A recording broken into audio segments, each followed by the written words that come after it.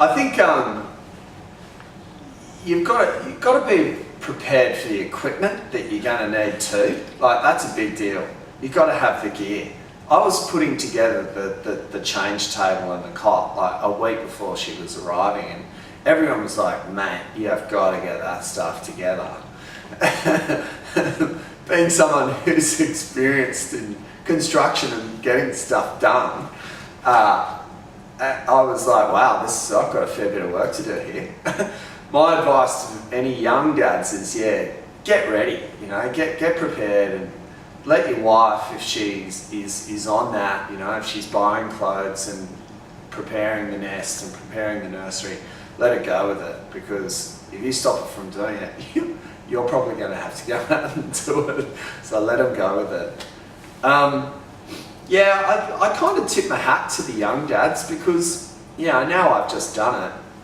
It's starting to clock with me the fact that you start to correlate numbers of how old you're going to be when your baby's 21, and I'm like, oh geez, that's a bit full on. I'll be like 64.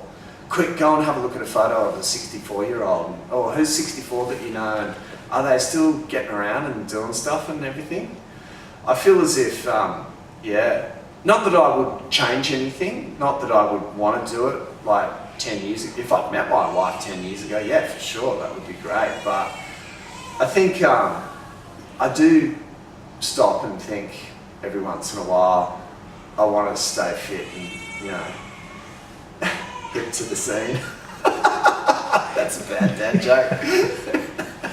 Look, I'm good on the energy, but I'm dreading parent-teacher night or P&C night when you roll up and there's some bloke who's 20 years younger than you. And your wife's going, what about Gary over there? He looks pretty good. Why don't you look like Gary? It's like, mate, the guy's only 30, give us a break. Yeah. When I was 30, I was still smoking bongs under the house. That's good. I think you kind of, you've got to accept your age, like I'm a pretty forward at coming, I don't mind, I don't hide my ages at all. I don't mind if my hair goes a bit grey, I just want it to stay in there, As long as it stays in there, I don't care what colour it goes. But yeah, there's good advice, I reckon, for the young guys. I reckon the majority of young guys that I see out and around and in the kind of the immediate circles, whether it's in sport or at a band or just in a social atmosphere, I reckon they're all good guys. I haven't met too many rat bags yet.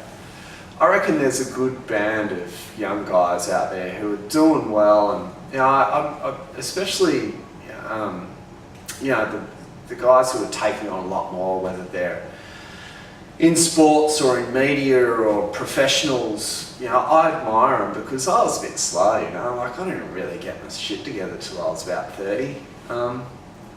And like I feel good looking at